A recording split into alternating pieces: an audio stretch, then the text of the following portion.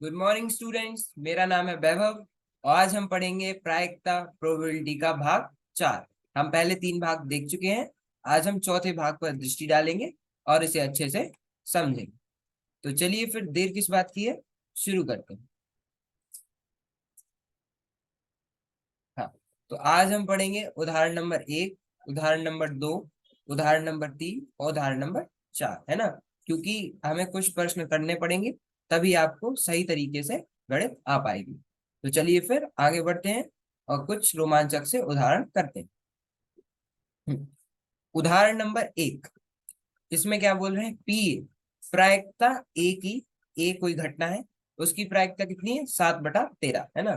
PV equals to 9/13 और P A intersection B equals to 4/13। तो P A बटा B ज्ञात कीजिए। यहाँ पे क्या कह रहे हैं, पी ए दिया है 7/13, मतलब ए घटना जो है उसकी प्रायिकता है 7/13। पी बी है 9/13, मतलब जो बी घटना है उसकी प्रायिकता है 9/13। और पी ए इंटरसेक्शन बी मतलब ए घटना और बी घटना, इन दोनों में जो भी चीज कॉमन, जो भी एक चीज दोनों में होगी उसकी प्रायिकता की बात हुई है। तो प्रायिकता ए इंटरसेक्शन बी कितना दिया है, 4/13। तो हमें क्या ज्ञात करना है, पी ए बटा बी, है ना। पी ए बटा बी हमें ज्ञात करना है, मतलब ये कंडीशन प्रोबेबिलिटी की यहाँ बात हो रही है, ठीक है। तो पी ए बटा बी हमें ज्ञात करना है। तो देखो, हमने पिछले भाग में ही इसका सूत्र देखा था ना, कि पी ए बटा बी का सूत्र क्या होता है। यहाँ बी क्या है, बी वह घटना है जो हमें पहले ही बता दी गई है, और उस घटना से, उस घटना की सूचना से जो ए घटना है, अब उसकी प्रायिकता क्या होगी हमें वह ज्ञात करना है। तो उसे हम पी ए बटा बी लिख सकते हैं, है ना। तो देखो, हाँ, हमें पी ए बटा बी निकालना है। तो इसका सूत्र क्या था, अगर आपको याद हो, पी ए इंटरसेक्शन बी बटा पी बी, याद है हमें पी ई बटा एफ करके निकाला था, है ना। पी ई बटा एफ, है ना। हमने इस प्रकार से इसका सूत्र निकाला था। तो क्या आया था, P E intersection F, P E intersection F बटा पी एफ, यही आया था। तो हमें यही सूत्र लगाना है। यहाँ पे हमने क्या, ई की जगह ए है और एफ की जगह बी है। तो पी ए बटा बी क्या हुआ, पी ए इंटरसेक्शन बी बटा पी बी। तो हमारा पी ए इंटरसेक्शन बी कितना दिया हुआ है, 4/13। तो हम इसे उठाकर यहाँ पर रख देंगे। तो पी इंटरसेक्शन बी क्या हुआ, 4/13। और पी बी क्या है, पी बी देखो यहाँ पे हमें दिया हुआ है, पी बी क्या है, 9/13, ठीक है। तो हम इसको इससे भाग देंगे तो 13 से 13 कटेगा और ये हमारा उत्तर आ जाएगा 4/9, है ना। अब आप देखोगे तो पी ए बटा बी क्या आ गया, 4/9। इसमें कोई दिक्कत नहीं। चलो आगे बढ़ते हैं।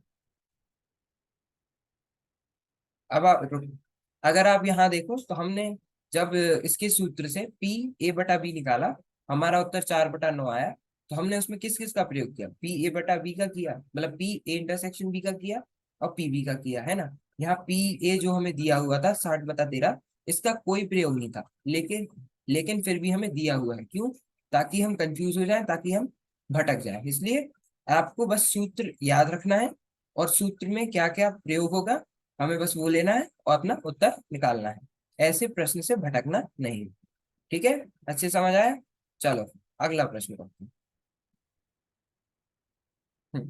उदाहरण नंबर 2, एक परिवार में 2 बच्चे हैं। यदि यह ज्ञात हो कि बच्चों में से कम एक बच्चा लड़का हो, तो दोनों बच्चों के लड़का होने की क्या प्रायिकता है। ये देखो, जब आपको एक की प्रायिकता दी हुई है ना, और मतलब एक की प्रायिकता की कुछ सूचना पता हो और दूसरे की प्रायिकता बताने को कहा जाए, है ना, तो वहां पर हम क्या क्या निकालते हैं, वहां पर हम कंडीशनल प्रोबेबिलिटी का प्रयोग करते हैं, ठीक है। तो जब हमें एक की प्रायिकता दी हो या उसकी कोई सूचना दी हुई है और हमें दूसरे की प्रायिकता निकालनी है, तब हम उसे कंडीशनल प्रोबेबिलिटी कहते हैं। देखिए, मान लीजिए बी लड़के को व जी लड़की को निरूपित करते हैं, परीक्षण का प्रतिदर्श समझते हैं, है ना। तो हम उसका सैंपल स्पेस या फिर प्रतिदर्श कैसे निकालेंगे। तो प्रतिदर्श कुछ इस प्रकार से आएगा, हमने लड़के को बी ले लिया और लड़की को जी ले लिया, ठीक है। लड़के को क्या बी से निरूपित कर रहे हैं और लड़की को जी से निरूपित कर रहा है। तो देखो, एक परिवार में दो बच्चे है ना, एक परिवार है उसमें दो ही बच्चे हैं, है ना। ये क्या कह रहे हैं, यदि यह ज्ञात हो कि बच्चों में से कम एक बच्चा लड़का है, तो कह रहे एक बच्चा तो लड़का है ही है ना। तो दोनों बच्चों के लड़के होने की क्या प्रायिकता है, तो अब हमें इन्हें प्रायिकता चाहिए दोनों बच्चों की लड़के होने की। तो देखो, हम देखेंगे कि इसका प्रतिदर्श क्या है ना। प्रतिदर्श क्या कि क्या क्या हो सकता है। अब हमें ये तो पता है कि एक लड़का है, लेकिन हमें ये नहीं पता कि दूसरी लड़की है या दूसरा भी लड़का ही है। तो हमारा एस का प्रतिदर्श क्या होगा, बीबी, दोनों लड़के हो सकते हैं, है ना। या फिर पहली लड़की दूसरा लड़का हो सकता है ना। या फिर पहला लड़का दूसरी लड़की हो सकती है, या फिर दोनों लड़कियां भी हो सकती है। तो ये तो है हमारा सैंपल स्पेस, पूरा का पूरा प्रतिदर्श। अब इनने हमें पहली घटना बताई है कि पहला बच्चा जो है, कि एक बच्चा जो है वह लड़का है ना। तो मान लीजिए ई तथा एफ क्रमशः निम्नलिखित घटनाओं को दर्शाते हैं ना। तो ई क्या बता रहा, दोनों बच्चे लड़के हैं।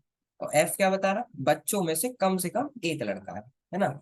एफ क्या है, बच्चों में से कम एक लड़का। देखो, ये यहाँ पे भी इन्होंने बताया है हमें, है ना। एफ क्या है, बच्चों में से कम एक लड़का है। इस घटना को हम एफ बोल रहे हैं। तो एफ का स्पेस क्या होगा, है ना। एफ सेट जो है ये क्या होगा, एफ में क्या क्या आ सकता है। एफ घटना में ये बोल रहे हैं कम से कम एक लड़का, तो या तो दोनों लड़के हैं, है ना। ये सिर्फ एक ही का है कि मतलब कि कम से कम एक, दो भी हो सकते हैं। तो या तो दो के दोनों लड़के हों, या पहली लड़की दूसरा लड़का हो, या फिर पहला लड़का और दूसरी लड़की, है ना। क्योंकि इन्हें मतलब है कि कम से कम एक लड़का तो होना ही चाहिए, ज्यादा होंगे तो चलेंगे लेकिन एक तो होना ही चाहिए, ठीक है। तो ये है हमारा एफ घटना, है ना। अब हम ई घटना की बात करते हैं। तो ई घटना क्या कह रही है कि दोनों बच्चे लड़के, है ना, यही निकालना है। तो दोनों बच्चों के लड़के होने की क्या प्रायिकता है, हमें ये चाहिए, है ना। तो हमें पी ई बटा एफ चाहिए। तो ई क्या है हमारा, बी बी, है ना। यानी क्या चाहिए, दोनों बच्चे लड़के हैं। तो यहाँ से एक ही स्थिति है जहां पर दोनों लड़के हो सकते हैं ना। तो हमने उसे लिख लिया। ई घटना क्या हो गया, बी बी। और एफ घटना क्या होगा, बी बी जी बी और बी जी। ठीक है, इतना समझ में आया, इसमें कोई दिक्कत नहीं।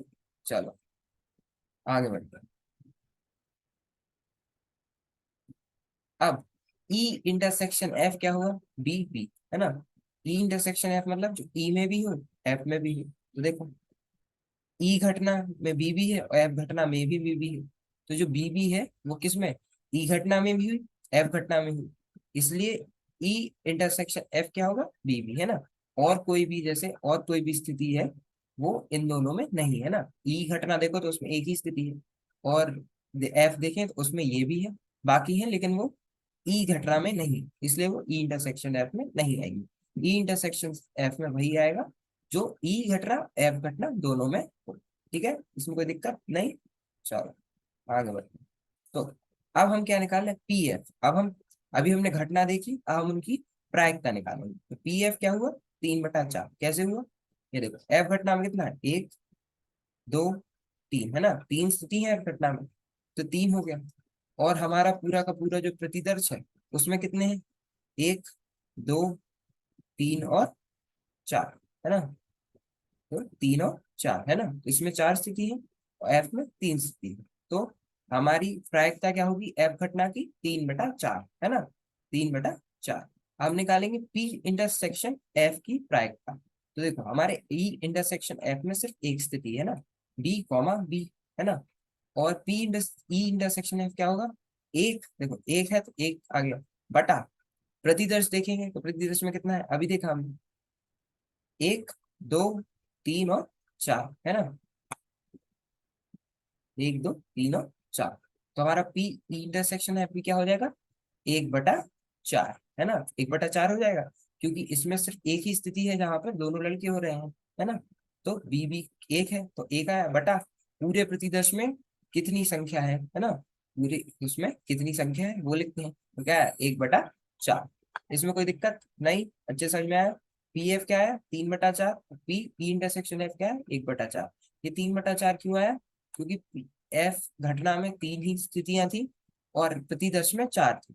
तो हम एफ की जब प्रायिकता निकालेंगे 3/4 है। और पी इंटरसेक्शन एफ की निकाला क्योंकि इसमें सिर्फ एक ही स्थिति थी और प्रतिदर्श में चार थी, है ना।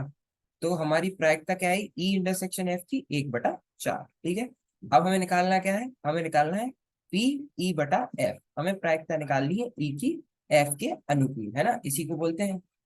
तो एफ के अनुकूल ई की प्रायिकता हम कैसे निकालेंगे, पी ई बटा एफ का सूत्र याद करो, अभी हमने जो उदाहरण देखा उसमें लिखा था, देखो,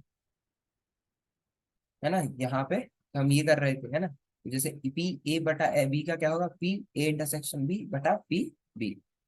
ऐसे ही हम इसको निकालेंगे, पी ई बटा एफ क्या होगा, पी ई इंटरसेक्शन एफ, इन दोनों का इंटरसेक्शन बटा पी एफ, है ना। नीचे जो आता है मतलब उसके अनुकूल हमें दूसरे की प्रायिकता निकालनी है। इसलिए पी ई बटा एफ क्या हुआ, पी ई इंटरसेक्शन एफ बटा P F. P in E intersection F कितना दिया है, 1/4, तो हमने 1/4 लिखा, बटा पी एफ कितना दिया है, एफ की प्रायिकता कितनी दी हुई, 3/4, तो हमने नीचे 3/4 लिखा। ये 4 से 4 कट जाएगा, तो हमारा उत्तर 1/3 आएगा। ठीक है, तो देखो हमने यहाँ क्या क्या किया, हमने सबसे पहले प्रतिदर्श निकाला, है ना, कि प्रतिदर्श में क्या क्या हो सकती है, क्या क्या स्थितियां हो सकती हैं। उसके बाद हमने ई घटना और एफ घटना देखी। ई घटना कह रही है कि दोनों बच्चे लड़के हों, है ना, तो बी भी सिर्फ एक ही स्थिति में दोनों बच्चे लड़के हो सकते हैं। और एफ घटना कह रही है कि बच्चों में कम से कम एक लड़का हो, है ना। तो हमने वो स्थितियां उठाई, तो ये 3 आई, बी बी, जी बी और बी जी, है ना। उसके बाद हमने P F E intersection F निकाला कि ई और एफ दोनों में क्या क्या है, तो हमें बी भी मिला जो ई घटना और एफ घटना दोनों में है। उसके बाद हमने एफ की प्रायिकता निकाली जो कि 3/4 आई। उसके बाद हमने ई इंटरसेक्शन एफ की प्रायिकता निकाली जो कि 1/4 आई। उसके बाद हमने सूत्र लगा के पी ई बटा एफ निकाला, मतलब ई की प्रायिकता जो एफ के अनुकूल हो वह निकाली, तो वह है पी ई इंटरसेक्शन एफ बटा पी एफ, है ना। फिर हमने 1/4/3/4 किया, हमारा उत्तर आया 1/3। ठीक है, इसमें कोई दिक्कत नहीं, आशा है कि आपको अच्छे से समझ में आ गया होगा। ठीक है, चलो फिर आगे चलते हैं। उदाहरण नंबर 3, एक बक्से में 10 कार्ड 1 से 10 तक पूर्णांक लिखकर रखे गए और उन्हें अच्छी तरह मिलाया गया। इस बक्से से एक कार्ड यादृच्छिक निकाला गया। देखो वो क्या कह रहा है, एक बक्सा है जिसमें 10 कार्ड रखे हुए हैं, है ना, और उनपे जो पूर्णांक है वो 1 से 10 तक लिखे हुए हैं। ठीक है, और उन्हें एक बक्से में रख दिया, उन्हें अच्छी तरह से मिलाया गया। उसके बाद यादृच्छिक, है ना, रेंडमली, मतलब ऐसे ही हाथ डाल के उनमें से एक कार्ड निकाल लिया गया। ठीक है, यदि यह ज्ञात हो कि निकाले गए कार्ड पर संख्या 3 से अधिक है तो इस संख्या के सम होने की क्या प्रायिकता है। अब वो कह रहे हैं कि अगर हमें पता है कि जो कार्ड हमने निकाला है ना, तो उसकी संख्या जो है वह 3 से अधिक है, तो इस संख्या के सम होने की क्या प्रायिकता। तो ये संख्या जो है वह सम है, इसकी क्या प्रायिकता है, प्रोबेबिलिटी। ये जो हमने कार्ड निकाला है उस पे जो संख्या है वह इवन है, इसकी क्या प्रायिकता है ना, तो हमें उस पर चर्चा करनी है, तो हमें उसकी प्रायिकता निकालनी है। देखिए, मान लीजिए कि ए घटना निकाले गए कार्ड पर सम संख्या है और बी घटना निकाले गए कार्ड पर संख्या 3 से बड़ी है। वो क्या कह रहा है, ए घटना हमने मान ली कि निकाला गया कार्ड सम संख्या है ना, और बी घटना में क्या है कि निकाला गया कार्ड पर संख्या 3 से बड़ी है। ठीक है, हमने ये दो घटना निकाल दी, ए घटना को हमने बोल दिया कि उसमें सम संख्या है, और बी घटना हमने बोल दिया कि जो कार्ड है उस पे जो संख्या है वह 3 से ज्यादा है। ठीक है, वो निरूपित करते हैं, हमें पी ए बटा बी ज्ञात करना है। तो हम सबसे पहले क्या, प्रतिदर्श निकालेंगे। एस क्या है कि 1 से 10 तक है ना संख्या, कार्ड पर जो पूर्णांक है वह 1 से 10 तक है, तो हमारा जो सैंपल स्पेस प्रतिदर्श होगा वह भी 1 से 10 तक होगा। तो हमारा प्रतिदर्श क्या हुआ, एस इक्वल्स टू 1 2 3 4 5 6 7 8 9 10, 1 से 10 तक हमने सारे पूर्णांक लिख दिए। ठीक है, अब हमारा एक घटना थी वह बोल रहा है निकाले गए कार्ड पर सम संख्या, है ना, तो 1 से 10 तक जितनी भी सम संख्या है वह एक घटना को दर्शाएंगे। तो 1 से 10 तक क्या सम संख्या कौन सी होगी, 2 4 6 8 और 10, तो हमने एक घटना में 2 से 10 तक दो दो के अंतर में और सम संख्या लिख ली, तो क्या हो गया, 2 4 6 8 और 10। और बी घटना क्या थी, बी घटना थी कि जो निकाला गया कार्ड है वह 3 से अधिक है, तो 3 से अधिक क्या है, 4 5 6 7 8 9 और 10, तो हमारी बी घटना हो गई 4 से लेके 10 तक, है ना, क्योंकि 3 से ऊपर चाहिए थी। और हमारा जो पूरा प्रतिदर्श है वो 10 तक है, तो 4 से लेके 10 तक हमारी बी घटना में आ गए। ठीक है, अब हम इन दोनों के बीच का इंटरसेक्शन निकालेंगे, मतलब वो संख्या जो ए में भी है और बी में भी है। तो देखो ए और बी में कौन कौन सी है, तो देखो 4 है, ए में भी है, बी में भी है। 6 है, ए में भी है और बी में भी है। 8 है, ए में भी है और बी में भी है। ऐसे ये 10 है, ए में भी है और बी में भी है। तो हमारा ए इंटरसेक्शन बी क्या हो जाएगा, 4, 6, 8 और 10। इसमें कोई दिक्कत नहीं है ना। ए निकाली घटना, बी घटना निकाली, और उन दोनों का इंटरसेक्शन निकाल दिया है ना, तो उन दोनों में क्या क्या चीज एक सी है वो निकाल दी। ठीक है, इतना अच्छे से समझ में आ गया। देखो अब हमारा पी ए क्या आया, प्रायिकता क्या आई ये घटना की, 5/10। कैसे, ये हमारी ए घटना है, इसमें कितनी स्थितियां हैं, 1, 2, 3, 4, 5। और हमारे जो प्रतिदर सैंपल स्पेस है उसमें कितना है, 1 से लेके 10 तक, कितना हुआ, 3, 6, 9 और 10 है ना। तो हमारी ए की प्रायिकता क्या आएगी, 5/10। ऐसे ही हमने पी की प्रायिकता निकाली तो वह आई 7/10। कैसे आई, बी में कितनी स्थितियां हैं, 1, 2, 3, 4, 5, 6 और 7। और हमारे एस प्रतिदर्श में 1 से लेके 10 तक 10 है। तो हमारी बी की प्रायिकता क्या हो गई, 7/10 है ना। और ए इंटरसेक्शन बी की प्रायिकता क्या होगी, ए इंटरसेक्शन बी क्या है, 4, 6, 8 और 10 है ना। तो कितनी स्थितियां हैं, 1, 2, 3 और 4। तो 4, और हमारा जो प्रतिदर्श है वो क्या है, 1 से लेके 10 तक, उसमें क्या है, 10 संख्या है। तो हमारी प्रायिकता क्या होगी, ए इंटरसेक्शन बी की 4/10। ठीक है, इसमें कोई दिक्कत नहीं। चलो अब हमें पी ए बटा बी निकालना है, तो हम उसका सूत्र निकालेंगे और उससे उत्तर निकालेंगे। तो पी ए बटा बी का सूत्र क्या होगा, पी ए इंटरसेक्शन बी बटा पी बी। अब तक ये आपको याद हो गया होगा, नहीं हुआ तो देखो कुछ ये नहीं करना। हम जब इसका सूत्र निकालते हैं तो हमें इन दोनों का इंटरसेक्शन करना है, और जो नीचे है उसे नीचे रखना है। तो पी ए बटा बी क्या होगा, पी ए इंटरसेक्शन बी बटा पी बी। तो हमारा पी इंटरसेक्शन बी क्या था, 4/10। हमने 4/10 का प्रयोग किया, बटा पी बी क्या था, 7/10, तो हमने यहाँ 7/10 का प्रयोग किया। 10 से 10 कट जाएगा, और हमारा जो उत्तर है वो क्या आएगा, 4/7। तो हमारी ए घटना की प्रायिकता, जब हमें बी घटना की सूचना मिली हुई है, तो पी ए बटा बी कितना हो गया, 4/7। और यही है हमारा उत्तर। तो ये आपको अच्छे से समझ में आ गया होगा, है ना। चलो अब आगे देखते हैं, अब अगला उदाहरण भी देखते हैं।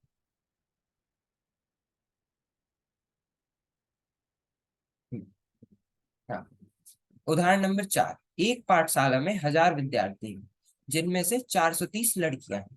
यह ज्ञात है कि 430 में से 10% लड़कियां कक्षा 12 में पढ़ती हैं। क्या प्रायिकता है कि एक यादृच्छा चुना गया विद्यार्थी कक्षा 12 में पढ़ता है, यदि यह ज्ञात है कि चुना गया विद्यार्थी लड़की। अभी बोला है कि एक पाठशाला है जिसमें 1000 विद्यार्थी पढ़ते हैं, जिनमें से 430 लड़कियां हैं, है ना, ये हमें पता है कि जिनमें से 430 लड़कियां हैं। हमें यह ज्ञात है कि 430 में से जो 10% लड़कियां हैं वह कक्षा 11 में पढ़ती है ना। तो ये पूछना है क्या प्रायिकता है कि अगर हम यादृच्छा मतलब ऐसे ही एक लड़की एक विद्यार्थी को चुने, तो वह कक्षा 12 में पढ़ता है ना, किसी चुना गया विद्यार्थी जो कि कक्षा 12 में पढ़ता है, यदि यह ज्ञात है कि चुना गया विद्यार्थी लड़की है ना। तो हमें ज्ञात क्या है कि चुना गया विद्यार्थी लड़की है। ठीक है, तो हमने क्या माना, मान लीजिए ई घटना यादृच्छा चुना गया विद्यार्थी कक्षा 12 में पढ़ता है। ठीक है, तो हम जो भी रैंडमली जो भी किसी विद्यार्थी को चुन रहे हैं वह कक्षा 11 में पढ़ता है। ये हो गई हमारी ई घटना। और एफ घटना क्या हो गई, यादृच्छा चुना गया विद्यार्थी लड़की है, कि हमने जो विद्यार्थी चुना वह एक लड़की को व्यक्त करते हैं। हमें पी ई बटा एफ ज्ञात करना है ना। तो पी ई बटा एफ अगर हमें ज्ञात करना है तो हम सबसे पहले क्या निकालेंगे, पी एफ निकालेंगे, है ना।